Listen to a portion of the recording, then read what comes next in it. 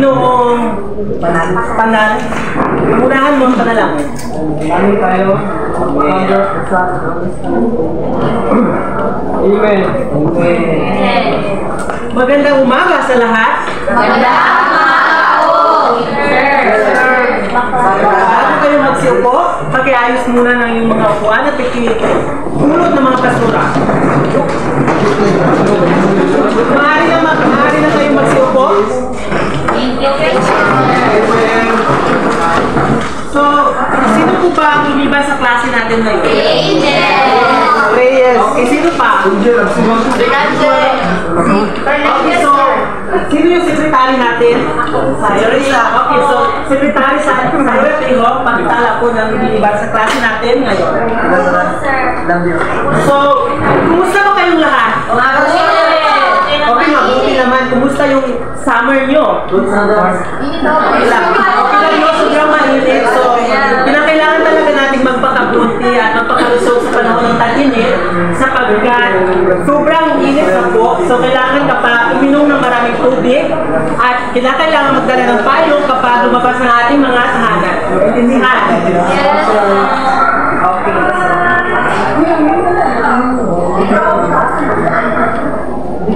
Natatandaan niyo pa ba yung mga alituntunin natin sa klase? So ito yung mga alituntunin natin, no? Unang-una, iwasan ang paggamit ng cellphone. So kinakailangan kapag nasa discussion na, huwag gumamit ng cellphone. Pangalawa, makinig sa nagsasalita sa harapan sa guro. Nakikinig ba kayo? Yes, sir. Kung makinig sa nagsasalita sa harapan sa guro. Pangatlo, huwag makipag-usap sa katabi. Okay? Pagkatapos, itaas lamang ang kamay kapag may kailangan o katanungan. Naintindihan? Opo. Okay. So, bago ang lahat, bago tayo dumako sa ating formal na discussion ngayon, magbabalik-aral muna tayo. So, ano ba ang tinatalakay natin ng nakaraang tagpo?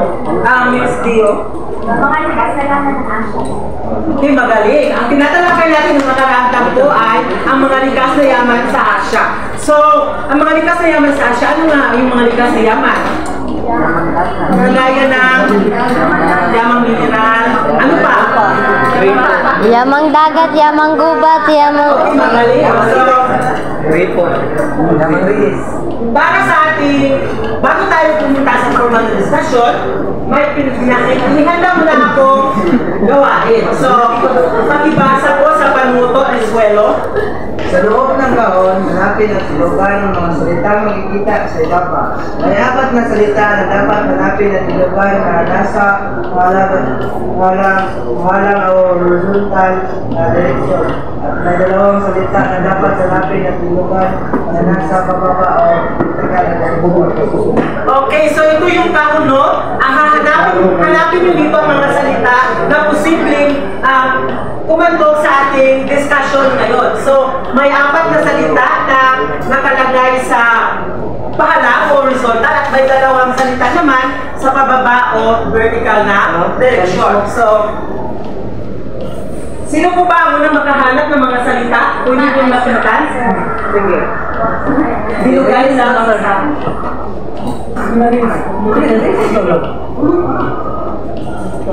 Okay, sino pa? Sino pa makapaghanap? Wala na? Sino pa? May apat sa ano? Reyes. Sino pa? Si Reyes.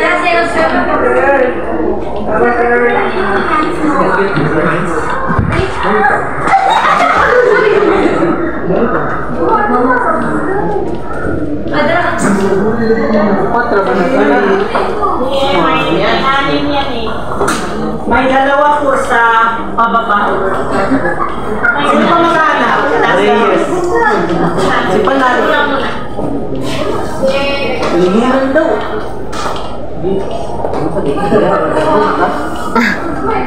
Bilugan daw.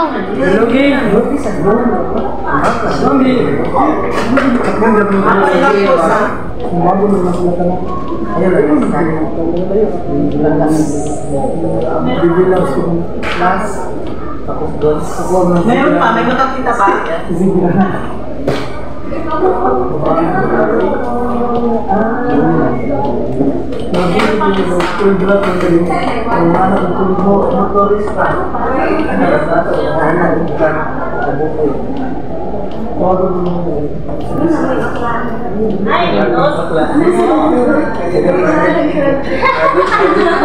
Okay, maraming salamat sa mga nagpapagay sa atin.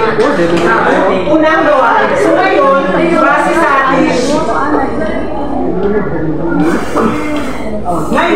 sa atin, unang gawain, may hinahanda ako dito. Ano na ulit yung nakita ninyong mga larawan? Mga so ano yung una? Christianism. Okay, Christianismo. So,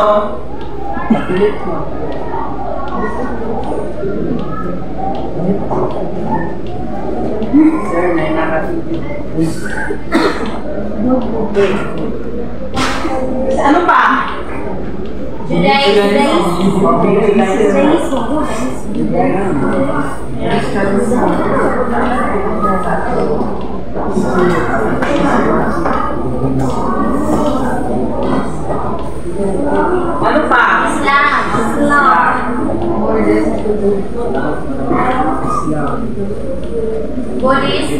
Sikhismo.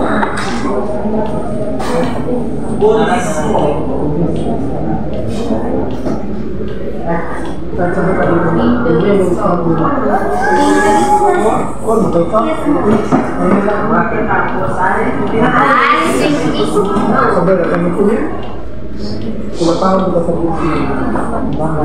Ngayon, base sa pinagpresenta natin mga salita, ano kaya sa tingin ninyo ang ating discussion ngayon? Okay, magaling. So, meron ako dito inihanda mga larawan at huhulaan nyo kung ano kaya ang religion ito. Ito. Okay, pakidikit po, Miss Julieta. Hindi sa ubos. Ganda. Ito. Christianismo. Okay, so sinong bumisit? Miss. Ako lang. Wala, Miss Price. Ito.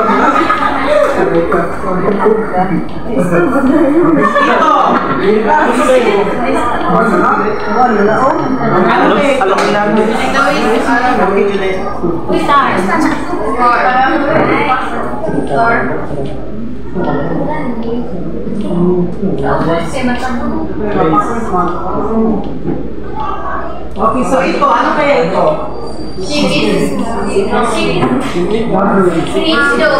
Sikhismo. Panal. Ibalhin ragod ng cross, panal. Ibalhin ragod ng cross. Cross.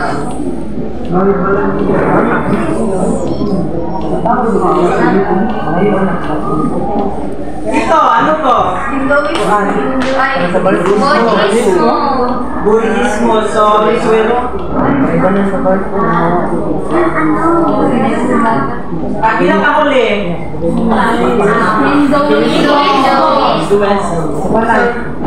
Dikit mo pa.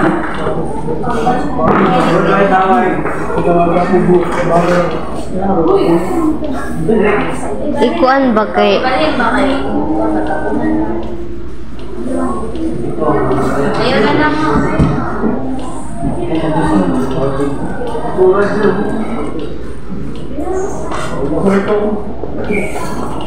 So ngayon, ang tatalakayin natin sa umaga ito ay ang mga relihiyon o pangunahing relihiyon sa Asia.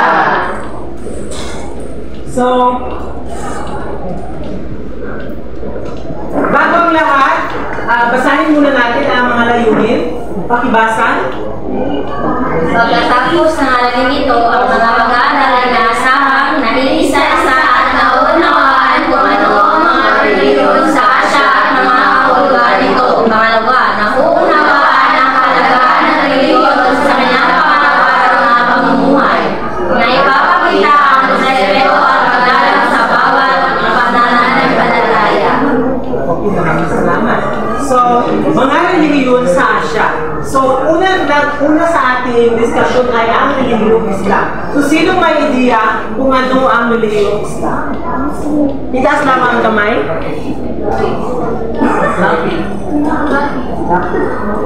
Sige, namin. Ang relihiyong Islam ay may tinatawag na 5 pillars. Kung saan ito ay matatawag na as-salat, zakat, as-sawm, at zakat. Kung siyang ito na meaning, ang pagsamba, ang pag-fasting, pagbibigay, reward sa kanyang pumunta sa Mekah, at yung pagpaliniwala sa taas at sa messenger niya. Sige, magaling. So, ang Ano po yung sinasabi niya sir? So, ang relihiyong Islam ay ito yung relihiyon ng mga Muslim. So, ito ang may pinakamaraming relihiyong tagasunod sa Asia. At kapag ito naman ang pangalawa na may pinakamaraming tagasunod sa ating mundo.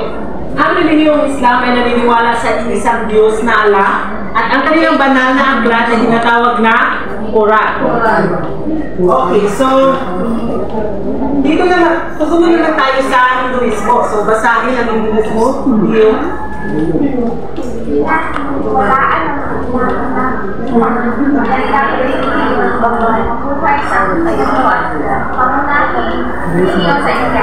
okay, so ang Hinduismo, ito yung pinaniwalaang pinakamatandang relihiyon na nabuo sa mundo. Ito yung pangunahing relihiyon saan?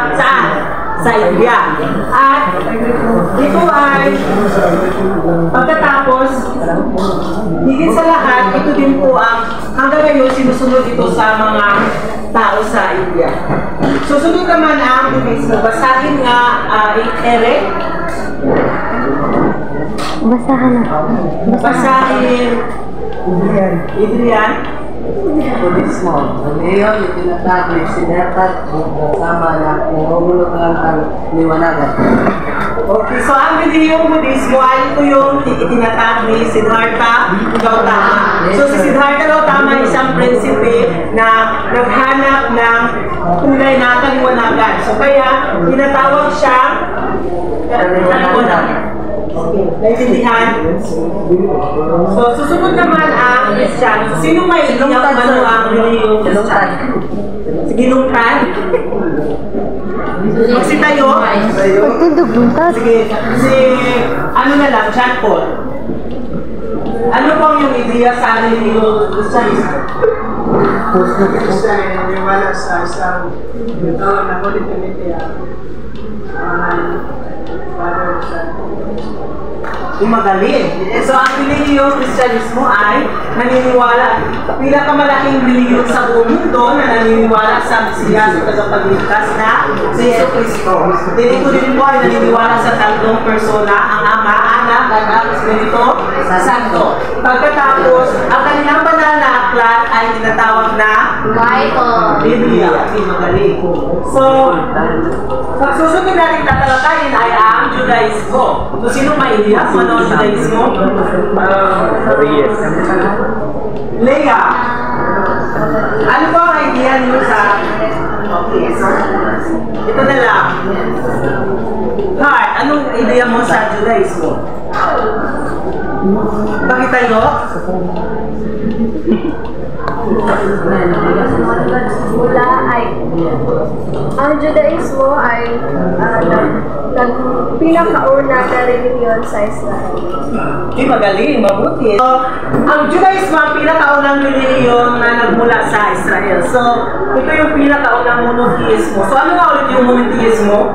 Believe in one God. Believing in one God. Okay, magaling. So, ang Judaismo ay naniniwala sa monotheismo or sa iisang Diyos. So, ang tawag sa kanilang Diyos ay Yahweh. Pagkatapos sa kanilang banal na aklat ay tinatawag na Torah. So, pinakauli nating pangunahing relihiyon sa Asia ay ang Sikhismo. So, ang Sikhismo ay tinatawag ni Guru Nanak na matatagpuan sa India, Pakistan at iba pa. So, bagamat hindi masyadong malaki or ang relihiyong Sikhismo, may mga sumusunod pa rin ito sa India, Pakistan at marami pang iba. Okay, so para sa ating pangatlong pangkat, basahin, Alaysa.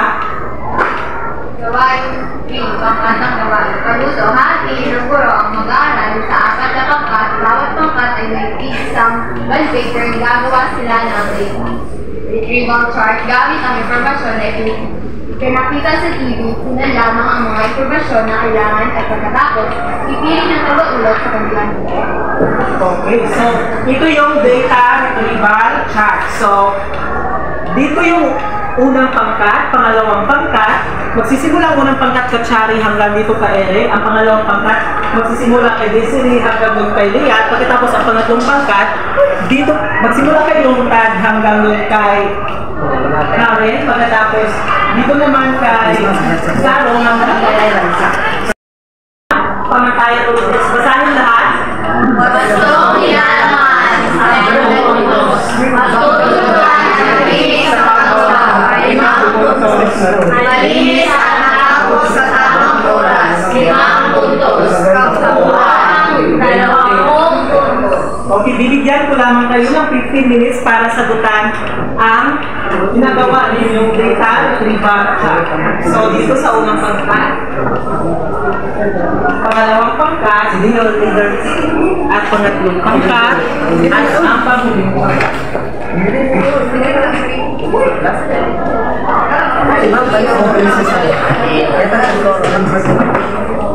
Okay, so, magaling. So, natapos nyo ang inyong ginagawang data retrieval chart. So, ngayon, dito na naman tayo sa ating pang-prosesong tanong. So, gaano kahalaga ang hinihingi sa bawat mamamayan? Okay, so, Kahan, para sa iyo, gaano kahalaga ang hinihingi sa bawat mamamayan? Mahalaga ang bibigyan sa bawat mamamayan. Ang bawat tao ay may kilala ang religion at may kilala ang Diyos at ito ay talagang mahalaga dahil para malaman natin kung ano ang standard o kayuan ng nakakot sa Magaling. So, mahalaga ang reliyon sa bawat mamamayan sapagkat ito yung batayan natin para sundin kung ano ang utos para maging mabuti tayo mamamayan. Okay, so, paano nakaka-apekto ang iyong pananampalataya sa pang-araw-araw na buhay, Justin? Paano nakaka-apekto ang iyong pananampalataya sa pang-araw-araw na buhay? Okay, so nagbibigay lakas para labanan ang hamon sa buhay. Magaling. So, pangatlo, ano-ano ang mga aral o turo ng relihiyon na nagbibigay sa iyo ng inspirasyon? Kuya Bas. Ano-ano ang mga aral o turo ng iyong relihiyon na nagbibigay sa iyo ng inspirasyon? Para maging mabait sa kapwa. Okay, magaling. Para maging mabait sa kapwa.